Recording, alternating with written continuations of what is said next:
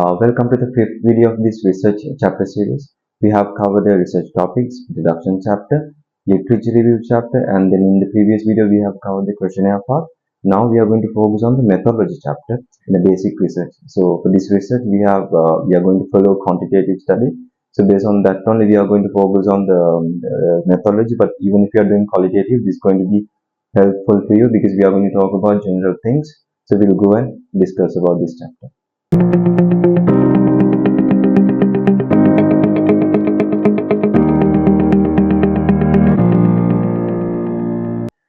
Right.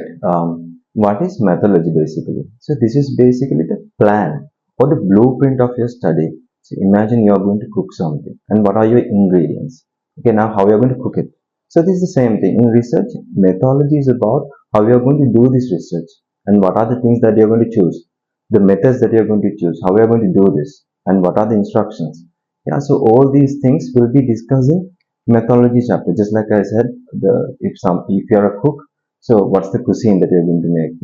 What are the ingredients and how you're going to cook it? So things like that will be discussed in your methodology chapter about your research.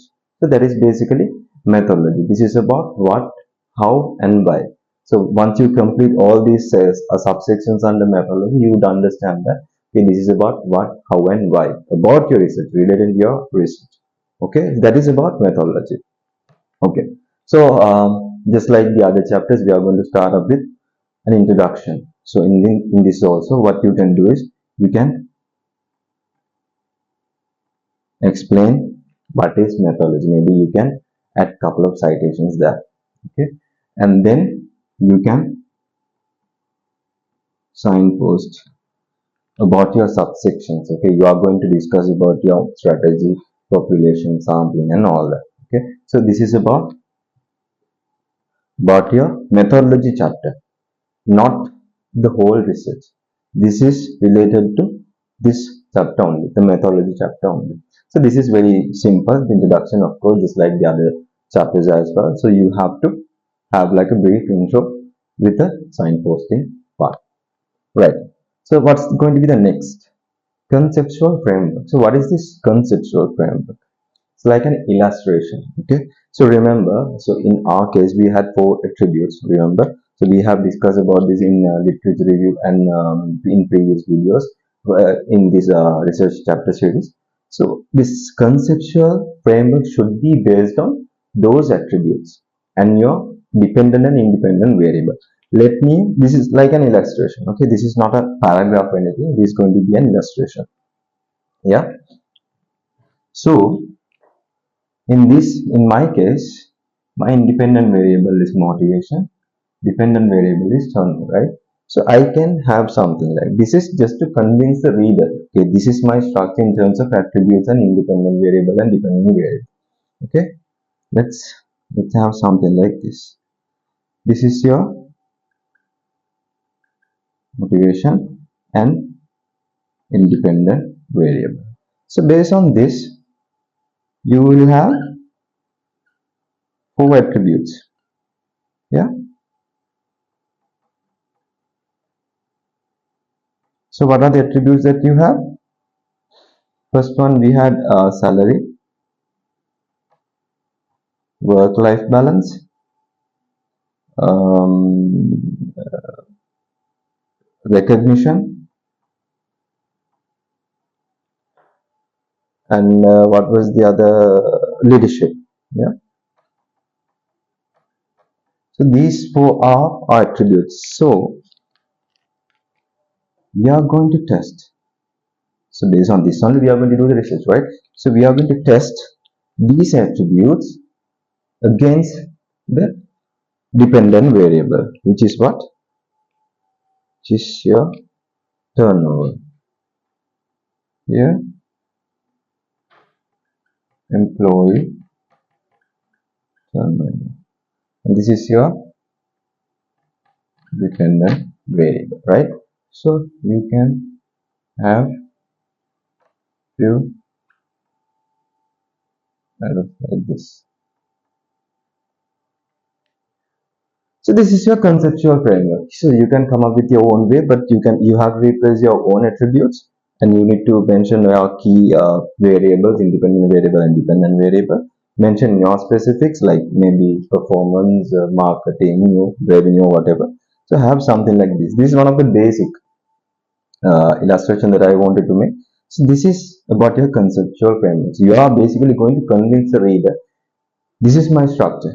This is the thing that you are going to do in this research. Okay, these are my attributes. We are going to test these attributes with your employee turnover, which is your dependent variable. That is very simple. Okay, this is about your conceptual framework. And what about the hypothesis statements? Now we had four hypothesis statements, right? Again, related to um, your motivation and turnover. So maybe we can have a table. You can have a table. Attributes. Again, you can have those four attributes: salary, work-life balance, recognition, and leadership. So I told you H0 and H1. Likewise, you have to have two for each attribute. So we have discussed about this in literature review. So same thing, you need to the statements that you made in literature review chapter under each attribute. After discussing and after bringing your literature on each attribute, we have put these statements. So here you have to put both statements. So there are significance impact from salary to staff turnover. There is no significance impact from work-life balance to turnover. So likewise, you need to have four covering four attributes and two each. So at this time, you have not proved anything yet. Okay, we are just going to update. Okay, this is my plan. Okay, these are my attributes and these are the hypothesis statements that we are going to show. Maybe after findings analysis, you might find okay, there's a significant relationship with work-life balance, and on the other hand, you might find leadership has not that convincing in terms of staff turnover. So that depends on your final analysis. So here we are going to plan it. Okay, we are going to plan it out. So likewise, you need to have 8 hypothesis statements covering each attribute. Imagine you have 5 attributes, then you should have 10 lines. Okay, that is about conceptual framework and hypothesis statement. Here in this methodology, when you are completing methodology, we have not completed our research, right? We have not done our primary research, so we are um, still about to do it, right? So we need to think that in your mind and complete these sections. Okay, let's go to the next section, research philosophy. Now I know, so if you are doing the research for the first time, I know you would find there are similar words in this methodology. Research choice, approach, strategy, all these. In our casual language, we use these words for the similar aspects. But in methodology, these are all different. Choice is something different to approach. So you have to be very careful when you use words under methodology, right? So don't get confused with this one. But before you start this section, I would recommend you to go through this theory called Research Onion by Saunders. So why it is called onion? Because it's something like this with layers. You would have seen in onion there are layers, right? So each layer represents one subsection from your methodology. So he has nicely explained all these sections. I know if it's a basic research, you don't have to have all the layers to cover in your methodology chapter if it's a basic research. Okay, so depends on your research criteria, you can follow this. But it's always better if you could go through this onion theory and you would understand, okay, this is about the methodology. Maybe the third layer would talk about your methodological choice, right? So go through that. I have put the same thing on the screen so that you could understand. So this is about research theory, research onion by Saunders. Now let's go back to our sections. Research philosophy.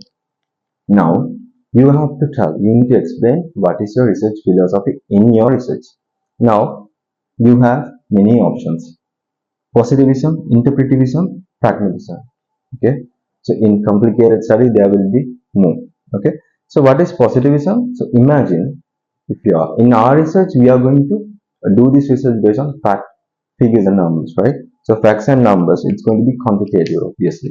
So because of that, it comes under positivism.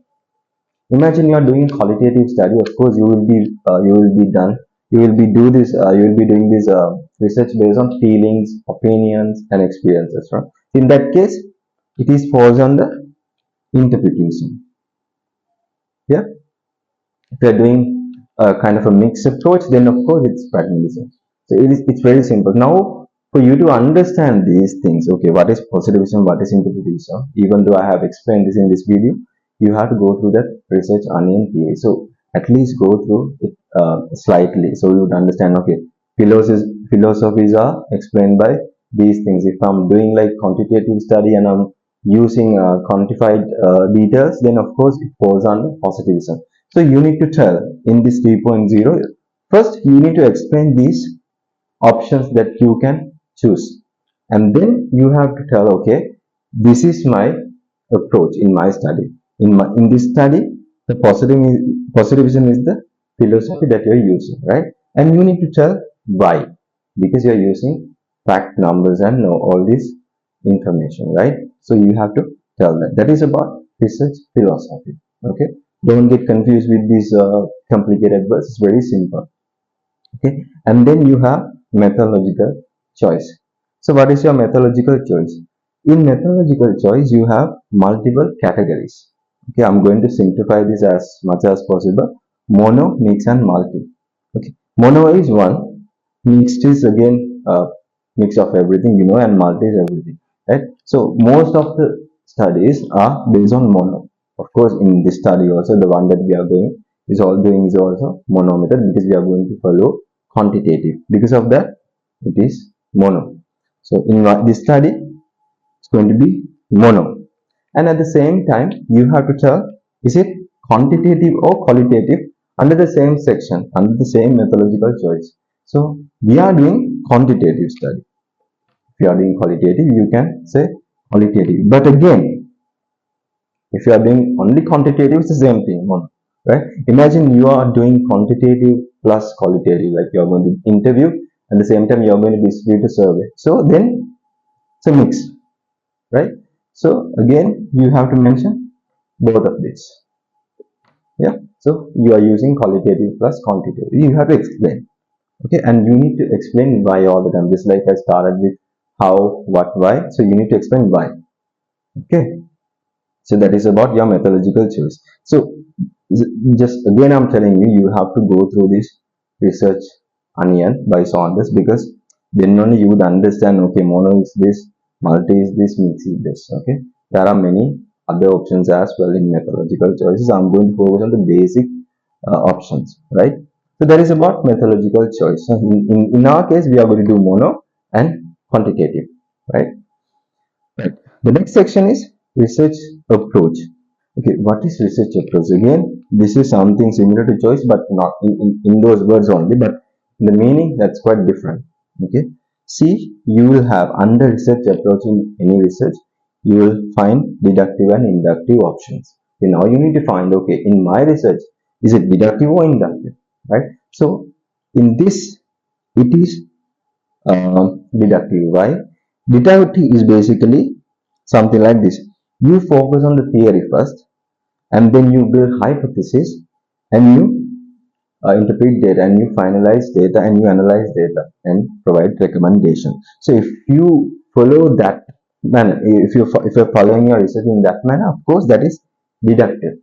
Okay. So first of all, you need to understand what is deductive. Then only you would know, okay, my research is deductive or inductive. Yeah. So again, I'm telling you, if you are doing something like this: theory, hypothesis, data, and findings analysis. Of course, we are doing this because we have literature. We have literature review in our second chapter, and we have created hypothesis, and we are going to integrate data in the next part. So in Example, it's deductive, right? When you are going to mention why, you can say this, because you are going to do this based on theory, and you are going to build hypothesis and do the rest of it. So inductive is basically you are going to focus on patterns, trends first, and then you are going to develop the theory. Here you started with theory, here you are going to end up with theory. Okay, that's the difference between inductive and deductive under approach. Okay, so you need to understand this, the one that I highlighted in blue. You need to understand that, and then only you choose. Okay, my research, this is what my research is falls on. Yeah, it's going to fall under. In this case, it's deductive. Then again, I'm telling you, research onion is very important. Understand these options. Reading, you have to read. You understand by all these options by reading, then you would know. Okay, the moment you see philosophy, okay, my philosophy is interpretation, and my choice is qualitative because I'm doing interviews, right? And again, my research approach is deductive because I'm going to complete the research based on the literature, and you're going to use existing theory, and then you're going to build hypothesis and go on, right? So because of that only, I'm telling my uh, research is falls under deductive under approach. So understand that, and then you need to choose. This is something like, okay, category and what is your option, category and what is your option. And option you need to choose carefully, because you need to justify your option. Okay, why you are saying this research is falls under this, why you are saying this, that you are going to do this, what are the benefits of choosing those things. So you need to be very careful, because you have to justify all of this. Okay, so that was about 3.02, 3.03 and 3.04.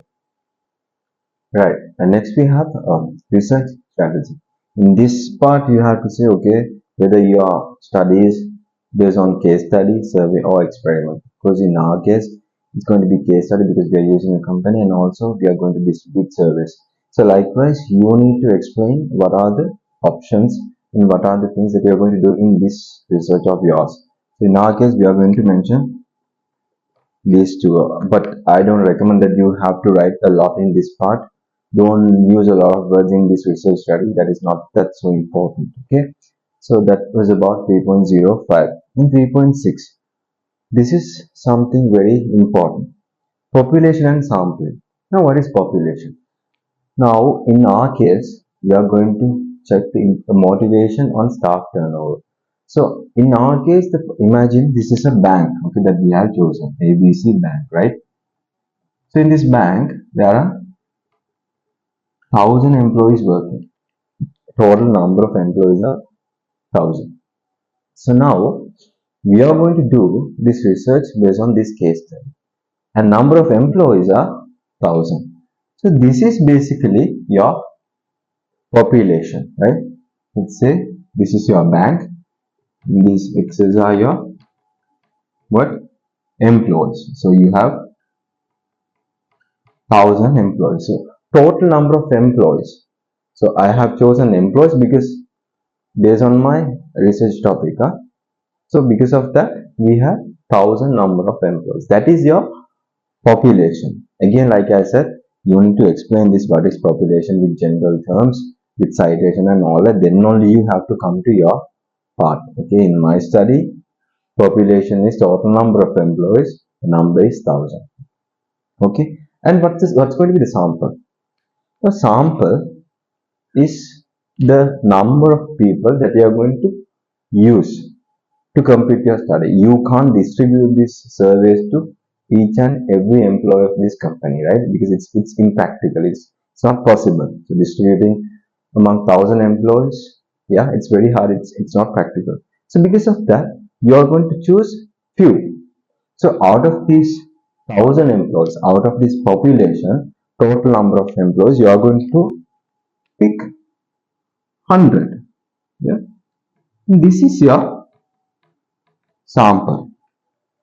Okay, this is your sample. Sample is always smaller than your population. Okay, sample, let's say 100. You are going to choose 100 to complete your study, and to distribute your questionnaire, you are going to choose 100 number of people. Okay, so there are cases where your sample size and the total number of employees are also like the same. Imagine this is a very small company, and the minimum that you have to use as your sample is 100. Then of course sample and population should be the same. But there will be no case where sample is higher than your population.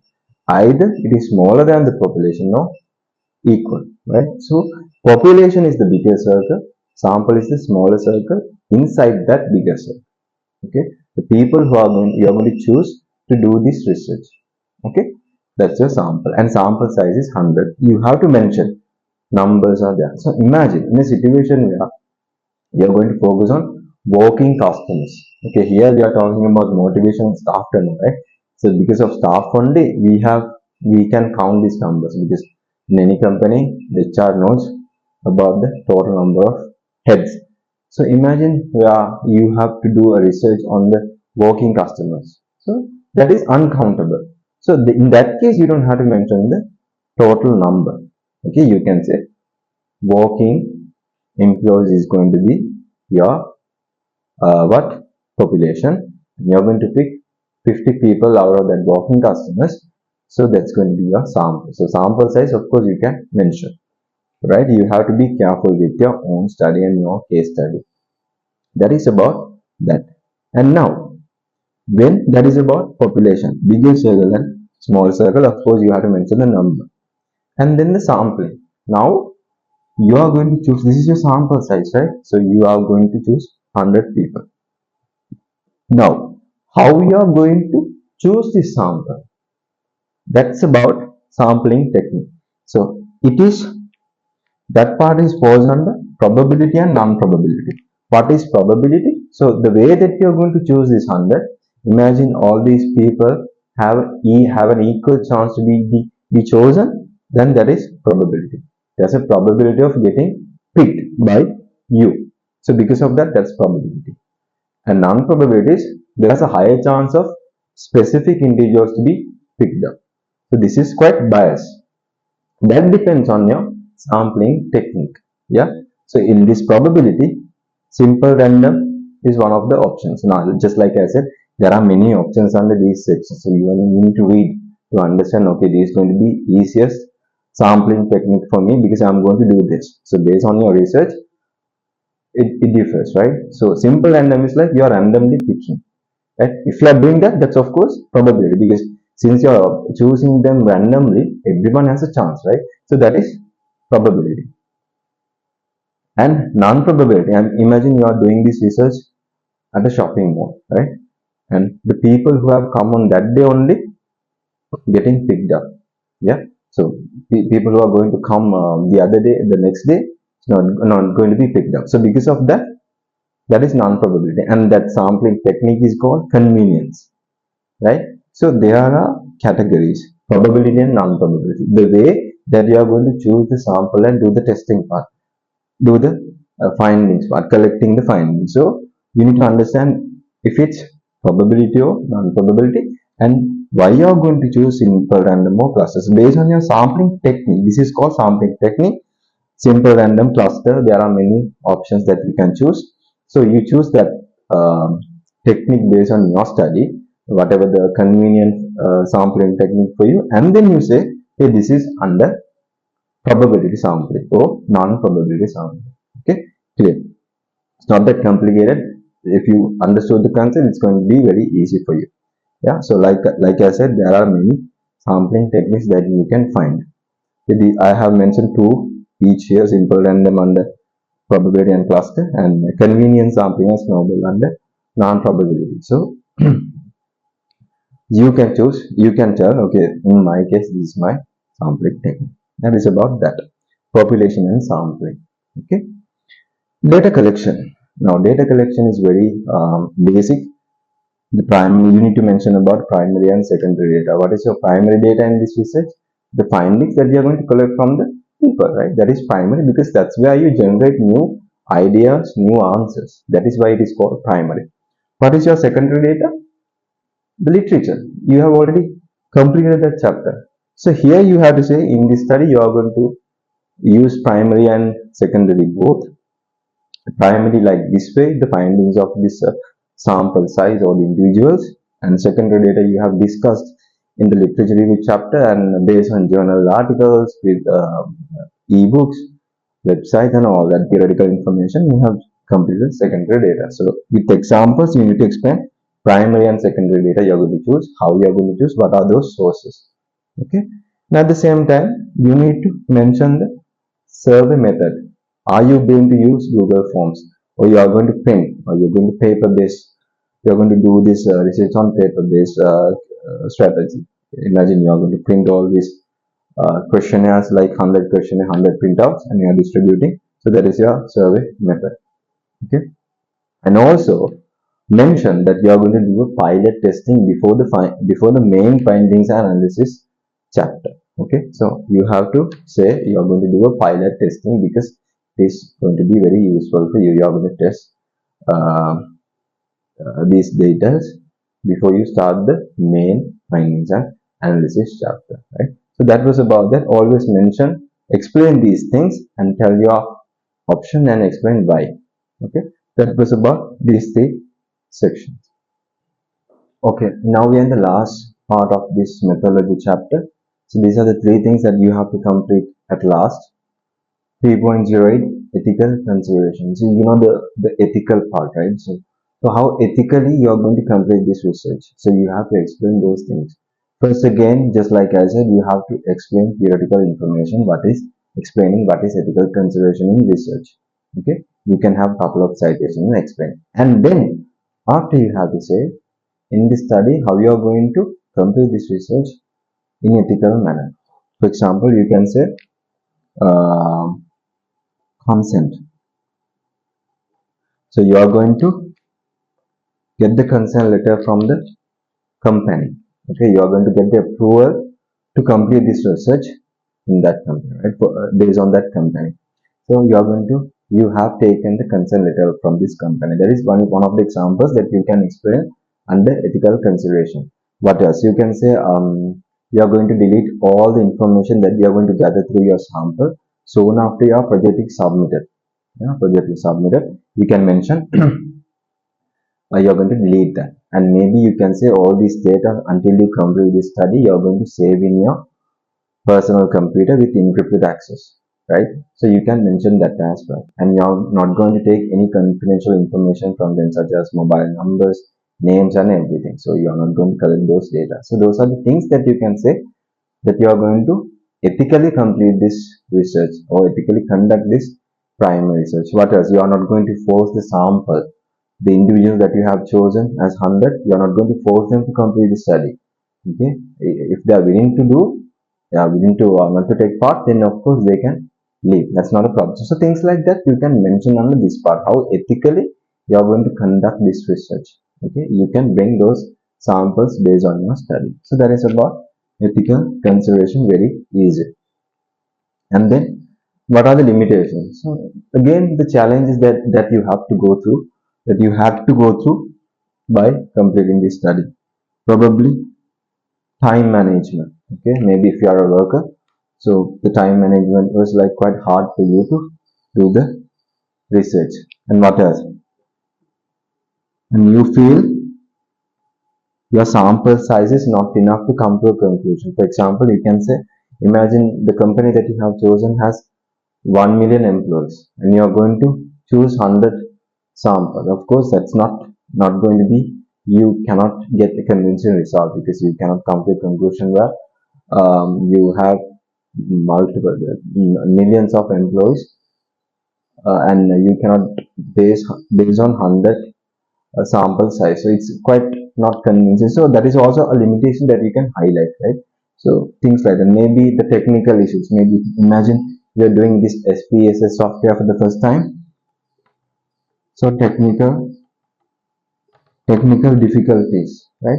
Things like that you can mention. Okay, again you first explain what are the limitations in research in general way, in general examples like with citations and all, then only you bring your own relating to your study.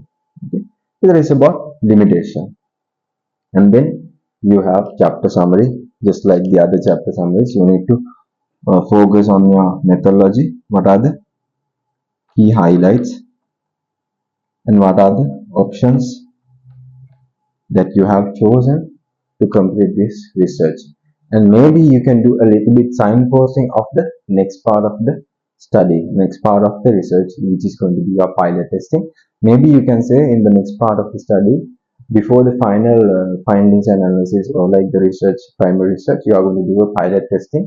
So that will be happening soon after this chapter. So you can mention that aspect. So these three parts are very simple: ethical consideration, how ethically you are going to conduct this research, with examples, and what are the limitations or the challenges that you have to go through while completing the study, and also the chapter summary explaining the key highlights of this study chapter, not the study, the chapter. And of course, you can do a bit of signposting about the pilot testing in the next part of the research. So that is about these three things, and I'm going to tell you a very simple thing and very simple technique in the next part, so that you could complete methodology in a very simple way. That is called 4 steps method. I will tell you that as well. Alright, I'm going to teach you one simple 4 steps method to complete your research methodology. So the section that we have covered, so we are going to focus on these 4 steps. If you can remember these 4 steps, you can complete this methodology in a very detailed manner. So what are the 4 steps? Step number 1,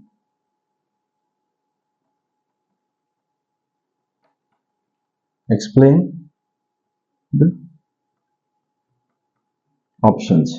So you need to explain the option theoretically.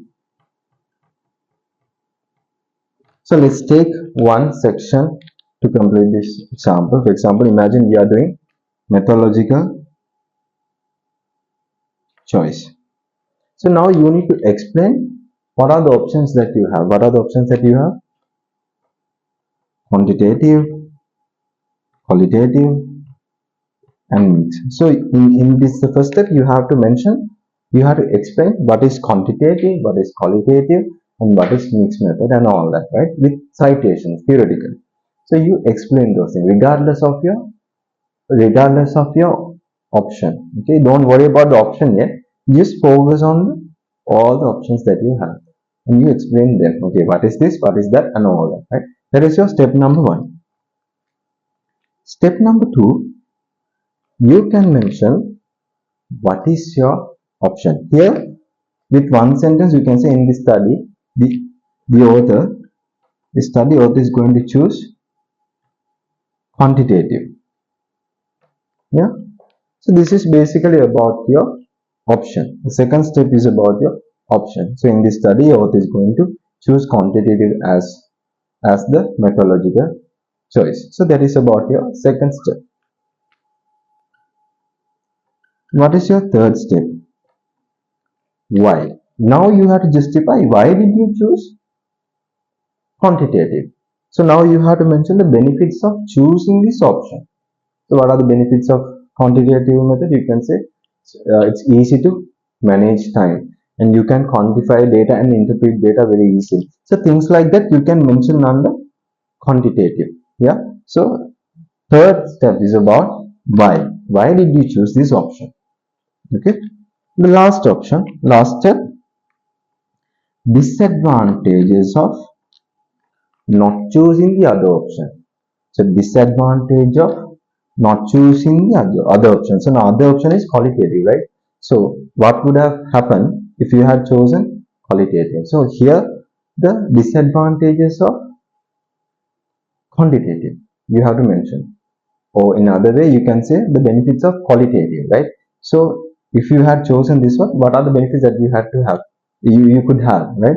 So here you can mention those things, but make sure so benefits are higher than the disadvantages. Otherwise, they can argue with you, saying, okay, then if you are saying this, the qualitative has this much of advantages, and why did you choose quantitative in that case, right? So make sure you mention a very small section with disadvantages. So in methodological choice, this is the structure. So in each section, you can go by this method. Explain the options that you have, and you need to explain, okay, what is the option that you are going to choose. And third step, why did I choose that? Because of these benefits. And fourth, the disadvantages of not choosing the other options, right? So okay, because of this, since I've chose this option, I would miss out the qualitative benefits, right? So you can mention couple of disadvantages there as well. So that is about these 4 steps. So this, if you can follow these 4 steps for each and every sections that we have covered in this video, like choice, philosophy, and everything, then you can have good marks, right? You can have good marks because these four steps covers almost everything in each section. So I guess that you have understood methodology in a very understanding manner, because I tried to simplify this as much as possible. So make sure that you go through this research onion theory and understand what is methodology. This is, just like I told you, this is about how you are going to implement this strategy and what are the options that you are going to choose in this research. Yeah. So this is very simple, and you might find some unique words and similar words just like I explained, but don't worry about anything. This is going to be very easy, and I wish you all the best. We'll see you in the next part, which is going to be probably the pilot testing.